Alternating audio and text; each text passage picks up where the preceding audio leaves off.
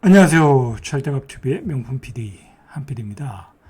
자, 또 집값이 올라간다고 신문에서들 많이 나오고 있어요. 자, 이런 기사를 접할 때 많은 고민이 될 것 같아요. 무주택자 입장에서 고민이 될 것이고, 그리고 한 채 정도는 뭐 조금 더 사야 되는 사람들이 있거든요. 뭐 일시적 2주택으로 투자를 하시는 분들도 있거든요. 그런 분들도 타이밍을 잡아야 되지 않냐.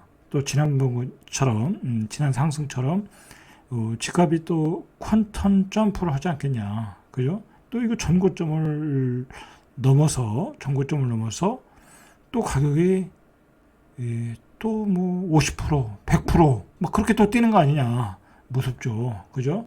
그러니까 그런 예전의 그 트라우마가 시장을 뭐랄까요, 자극을 하고 있다고 할까요? 자, 그래요.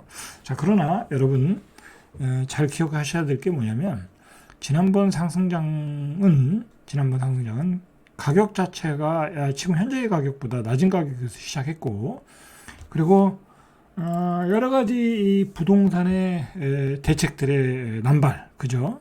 그것도 풍선 효과를 남발했고, 그러면서 시장이 왜곡되면서, 그리고 금리가 쌌잖아요. 그죠? 금리가 싸서 모든 여건들이 시장을 퀀텀 점프 하도록 만들어줬던 거죠. 그리고 세계적인 금융시장의 여건도 그랬고, 세계가 동조화해서 올라간 거예요. 인플레이션 효과에 의해서. 자, 그러나 지금은 그런 여건들이 전혀 형성되지 않았다. 자, 금리도 예전에 비해서 뭐 많게는 2.5배? 그죠? 2.5배 정도는 오른 것 같아요. 금리도 비싸고. 그리고 좌파 정부에서는 어떤 그 이념적인 잣대를 가지고 정책을 세우다 보니까 부작용들이 많았어요. 그냥 무조건 세금을 때리니까 시장에서 팔 수가 없는 거야. 그러다 보니까 유통시장이 깨져버렸어. 근데 지금 우파 정부는 그런 실수는 안 하잖아요. 뭐 집값을 제대로 못 잡고 있는 건 똑같지만 최소한 시장에서의 최대한 유통 구조를 만들어 놨잖아. 최대한 사고 팔고 할 수 있도록. 뭐 심지어는 분양가도 그 뭐랄까요, 억제하지 못하고 있잖아요. 그 분양가를 억제하지 않는 이유가 뭐겠어요? 우파 정부에서 분양가 뭐 시장의 원리대로 올라가라. 그러면 공급 많이 나올 거 아니냐. 공급 많이 나오면 비싸면 사람들이 안 살 것이다. 자, 그런 생각으로 지금 이제 시장을 풀어주는 거야. 자, 이제 그러면서 그런 조건에 의해서 뭐 이것저것 따져보면, 그리고 이제 우파 정부는 어떤 시장을에 대해서 정확하게 문제가 되면 메스를 또 댈 줄 알아. 그러다 보니까 예전과 같이 그렇게 무식하게 시장을 자극하진 않는다. 이게 정리해 보면 좌파 정부 때는 뭐 이거 이념적으로 얘기하는 거 아니에요. 좌파 정부 때는 시장이 컨트롤 되지 않았어. 그죠? 좌파 정부가 가격을 막고 싶으면 가격을 막아야 되는데 잠시 이렇게 눌러놨다가 뻥 이렇게 위로 올라오고 튀겨져 나오고 뭐 그랬잖아요. 가격이 대책을 만들면 그때만 잠시뿐이고 막 터졌잖아. 근데 윤석열 정부의 이 우파 정부는 어떤 이 정책이 이 효과가 나오고 있냐면, 효과가 나오고 있냐면, 이거 시장이 너무 죽었네. 야, 이대로 놔두면 시장이 폭락하겠네. 자, 그러면서 집값이 폭락할 때 특례보금자리론, 그리고 15억 이상의 대출 규제 완화, 그죠? 전면 규제 완화죠. 그때 15억 이상 강남의 고가주택도 사도록 만들어졌고, 그 다음에 서울을, 용산과 강남을 제외한 투기지구 뭐 세 가지 규제를 다 풀어줘서 전매 제한까지 풀어줬잖아. 그래서 분양권을 투기하게끔 만들어줬잖아. 그죠? 그러면서 시장을 살려버렸단 말이야. 그죠? 그런데 이제 그 부작용이 지금 나오기 시작한 거야. 우파 정부에서도 그 과감하게 풀어줬던 규제들에 의해서 이렇게 동탄 아파트가 16억을 찍을 정도로 부작용이 나타나는 거야. 그러니까 우파 정부는 어떻게 했냐면, 이거 안 되겠다. 야, 이거 이러다가는 좌파 정부 때처럼 집값이 또 폭등하겠다. 잘못된 신호를 소비자에게 줄 수 있겠다. 자, 그래서 대출 규제에 들어간 거예요. 대출 규제. 그리고 금리도 컨트롤하기 시작했고, 그죠? 우파 정부는 어떻게 보면 시장을 우파 정부가 되는 그 시장에 대한 매스가 효과가 있는 거야. 시장을 띄우고 싶을 때는 확 풀어서 대출을 풀어서 사람들이 사게끔 만들고, 그리고 가격이 적당히 올라오니까 이젠 더 이상 안 되겠다, 그런 위기감을 가지고 시장을 또 자제하고 있고 억제하고 있고. 그래서 이제 어제 금융위원회와 그 유관기관들이 다 모여가지고 대출 억제 정책을 만들었잖아요. 그래서 50년 만기 대출을 이제 남발하지 못하도록 대출 규제, 대출 중지를 시켰죠. 중지를 시키는 거의 선포라고 봐야 되겠죠. 그만큼 시장이 지금 컨트롤 되고 있다. 그러니까 제가 이야기하고 싶은 것은 뭐냐면, 여러분들 예전과 같이 시장이 정부가 억제하지 못할 정도로 컨트롤이 안 돼서 콘턴 점프할 수 있는 시장이 아니라는 거야. 어느 정도 가격이 올라가면 가격은 그 지점에서 정체할 수밖에 없다라는 거야. 그죠? 그렇게 될 수밖에 없는 거야. 그리고 지금의 제도 자체가 어떤 취득세라든지, 양도세는 이전보다 많이 완화돼서 괜찮지만, 취득세 구조로 보면 이건 도저히 집을 사기 어려운 시스템이야. 세금 제도야. 이건 예를 들어서 한 10억짜리 하나 더 사면 이거 거의 1억을 더 내야 되는데, 그죠? 1억을 더 내야 되는데 그 1억이 어디 있겠냐고. 투자로서도 이게 이 효율성이 떨어지는 거야. 자, 그런 점들을 보면, 금리, 그 다음에 세금 제도, 그 다음에 가격의 어떤 그 임계점, 그 다음에 결정적으로 대한민국의 부채가 너무 많다. 그건 한국은행에서도 얘기하는 거고, 우리 정부도 인식하는 거고, 그리고 그런 문제 때문에 거의 이제 부채로 쌓아 올린 게 거의 임계점에 왔다라는 거예요. 그걸 계속해서 나오고 있잖아요. 그래서 정부 입장에서는 여기서 더 부채를 늘렸다가는, 사람들이 더 부채를 올렸다가는 이거는 경제가 죽는다. 경제가 폭망한다. 왜냐하면 사람들이 무리해서 집을 샀는데 집값은 안 올라. 그러면 사람들이 쓸 돈을, 경제활동에 쓸 돈을 다 이자로 내고 있단 말이야. 그럼 경제도 망하고 집값도 망하는 거야. 그럼 이 사람들은 그동안 그 빚으로 집을 샀던 게 그 집값이 떨어지면 결국 깡통 주택이 되는 거야. 자, 정부가 걱정하는 것은 그거라는 거야. 그러니까 여러분들 너무 걱정하실 필요 없어요. 무주택자들도 걱정하실 필요 없고, 1가구 2주택 갈아타시는 분들도 집값이 올라간다고 걱정하실 필요 없어. 1가구 2주택 가지신 분들은 자기 집값은 안 오르나? 다 오르지. 그래서 걱정하실 필요 없다. 그리고 앞으로는 분양의 기회가 많다. 분양의 기회가. 어쨌든 계획대로는 안 되고 있지만, 약간 늦어지고 차질을 빚고 있지만, 3기 신도시 물량이 쏟아져 나오잖아. 그죠? 서울 수도권에. 그죠? 그거 기다리면 된다. 그러니까 이런 뉴스에 너무 휘둘릴 필요 없다. 이거 돈 있는 사람이 사는 거는 어쩔 수가 없는 거야. 그 사람들이 과거에 이제 집을 팔아놓고 이거 집값이 다시 올라간대. 그러니까 동탄에 이런 아파트는 대장 아파트잖아요. 그죠? 102제곱미터가 20억 원에 거래되고, 이 동탄에서 40평대 아파트가 20억 원에 거래됐다. 이건 그 동네에 유지들이 사는 거지. 어떡하겠어. 그죠? 사는 거야. 그런 가격에 여러분들이 혹할 필요 없다. 자, 이제 이렇게 되면 또 문제가 뭐냐면, 이런 기사들이 자꾸 나오면 경기도의 집값들이 별로 떨어지질 않아. 문제는 떨어지지 않는 상태에서 문제는 전세 가격이 다시 올라갈 가능성이 있다라는 거야. 그래서 내년의 시장은 좀 지켜봐야 된다라는 얘기예요. 여러분들, 요즘 내가 참 답답한 게 뭐냐면, 저희 구독자는 그런 거 보지 마세요. 지나치게 구독과 조회를 노리는 그 폭락론 있잖아요. 상식도 없이 이야기하는 것들 있잖아. 그냥 어느 구석에서 그 이상한 거래된 걸 가지고 와서 50% 폭락하겠다, 30% 폭락하겠다. 그런 거 여러분 봐봤자 인생에 도움 하나도 안 돼. 하나도 안 되고, 현재 시장을 팔로우 할 줄 알아야 돼. 왜 저런 현상이 일어나는 건가? 저런 현상은 앞으로 시장에 어떤 영향을 줄 것이고, 앞으로 시장이 어떻게 전개될 것인가? 라는 걸 보셔야 돼. 그러니까 제가 거시적인 전망, 미시적인 전망 다 이야기해 드리잖아요. 그죠? 다 이야기해 드린다. 자, 보세요. 일단 한국 부동산은 이번 주간 아파트 가격 동향을 보니까 11일 기준이에요. 수도권 집값이 0.15%. 이거 많이 상승한 거예요. 꽤 전주보다 더 상승했다. 그러니까 수도권 아파트가 싸잖아. 많이 떨어졌거든. 많이 떨어진 상태에서 전세 가격이 올라오니까 당연히 올라갈 수밖에 없지. 예, 그래서 좀 거래가 되고 있다라는 거예요. 그래서 경기도 집값이 가장 많이 올랐고 수도권 전체를 견인했다. 경기도 집값은 0.18 올랐다라는 거예요. 0.18. 자, 전주보다 0.05포인트 더 올랐다. 뭐 수도권 전체로 보면 0.15, 그죠? 경기도로 보면 0.18. 경기도의 집값이 올라가고 있다. 요 추이를 잘 봐야 돼. 왜냐면 이제 사람들이 서울의 전세 가격이 올라가고 그 다음에 매매 가격이 올라가 보니까 뭐 대안이 없잖아. 경기도로 내려가야지, 그죠? 그래서 전세 가격이 올라가죠.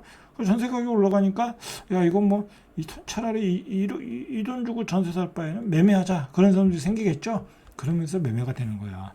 자, 그런데다가 이 경기도의 집값을 지금 주도하는 데는 뭐냐면 이 반도체 클러스터야. 이 화성, 뭐 동탄, 뭐 기흥, 뭐 용인, 뭐 그런 정도겠죠. 그런 지역에서 이제 가격이 올라가는 거야. 뭐 심리적인 거죠. 뭐 한 30년 뒤에 한 20년에서 30년 뒤에 그 처인면인가요? 남사면, 처인면 거기에 이제 비메모리 이 삼성 반도체가 들어오는 건데 뭐 그런 거에 대한 너무 선반영이죠. 그죠?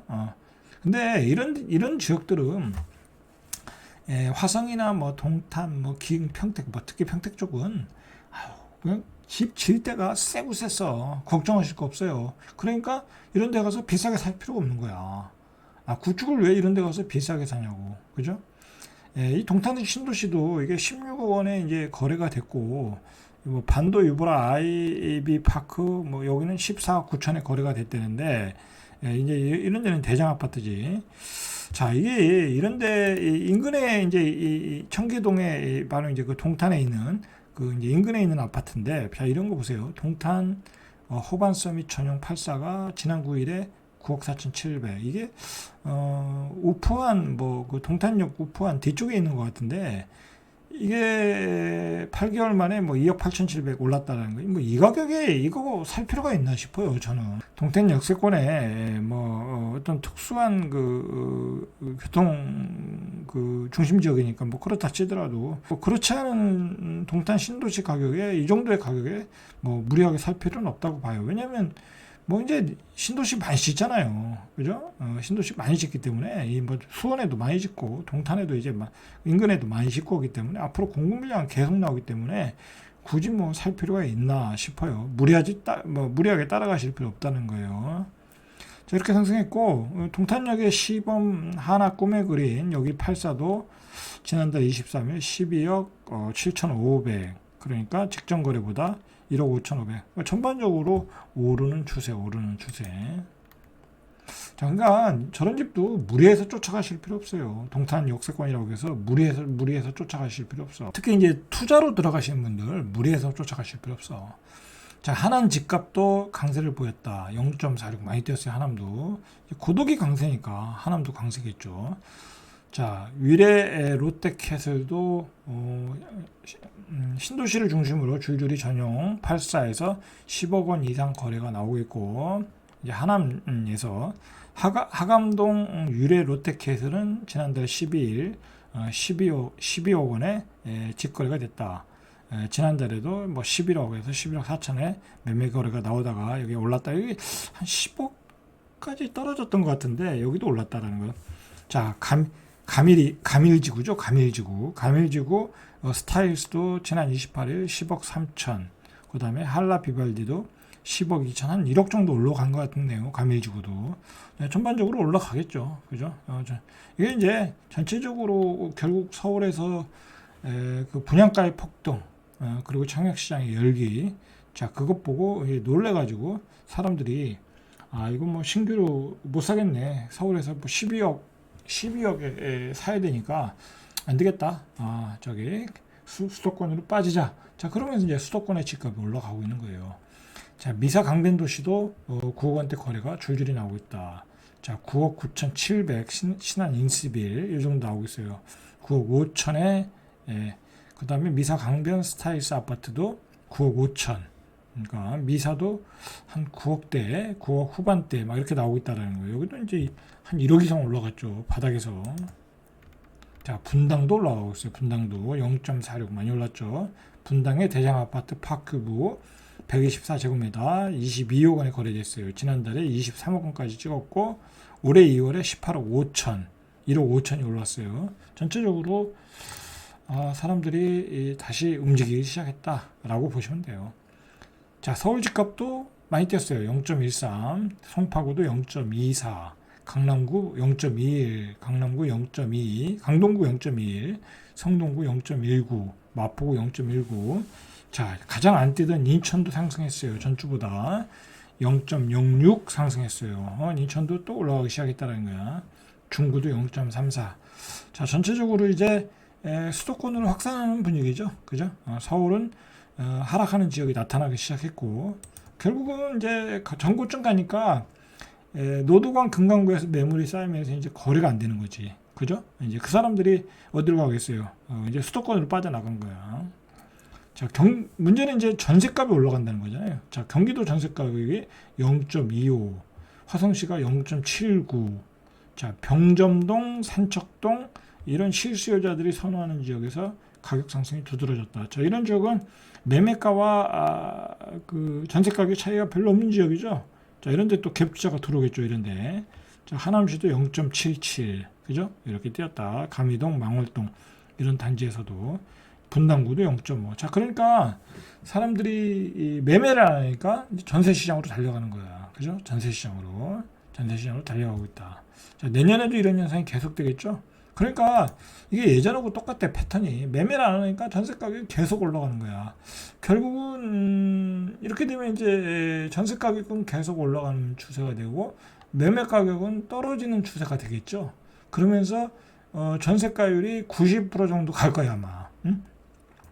매매가는 내려오고 전세가는 올라가고 전세가율이 90% 되는 점이 이제 바로 이제 매수 포인트지. 매수 포인트. 그때가 매수 포인트인 거야. 예전에 그랬어요. 이번에도 그럴 가능성이 많다라는 거죠. 자, 인천도 이렇게 전세 가격이 올라가고 있다. 중구가 많이 올랐네요. 0.86, 연수구 0.19, 남동구 0.17. 자, 서울 전세 가격도 0.17, 성동구 0.38, 용산구 0.26, 송파구 0.25, 강동구 0.24. 그러니까 사람들이 집을 안 사고 있다라는 거죠. 자, 이런 와중에서 정부는 이제 대출 규제 들어갔죠. 이제 서울에서 특례론 가지고 집을 살려면 6억 이하만 되는 거야. 6억. 그러니까 서울에서 집을 사는 건 이제 물 건너갔어요. 정부니까 우파 정부는 시장을 이렇게 컨트롤할 줄 안 되니까 이제 특례도 맞겠다라는 거야. 이제 그러니까 6억 이하 가지고 서울에서 집 못 사니까 어디로 가겠어요? 수도권으로 가겠지. 그죠? 그래서 수도권 집값이 이제 조금 움직일 차례야. 그래서 움직이고 있는 거고, 이제 특례보금자리론도 이렇게 바뀌었다라는 거예요. 자, 성동구와 송파구는 6억 이하 아파트 비중이 제로야. 여기서 못 사는 거예요. 지역별로 보면 이렇게 한 곳도 없는 곳도 있다라는 거야. 자, 그나마 구로구에 6억 이하 아파트 비중이 22%. 뭐 이제 조그만 아파트겠죠. 금천구 29%, 노원구 35%. 이것도 조그만 거지.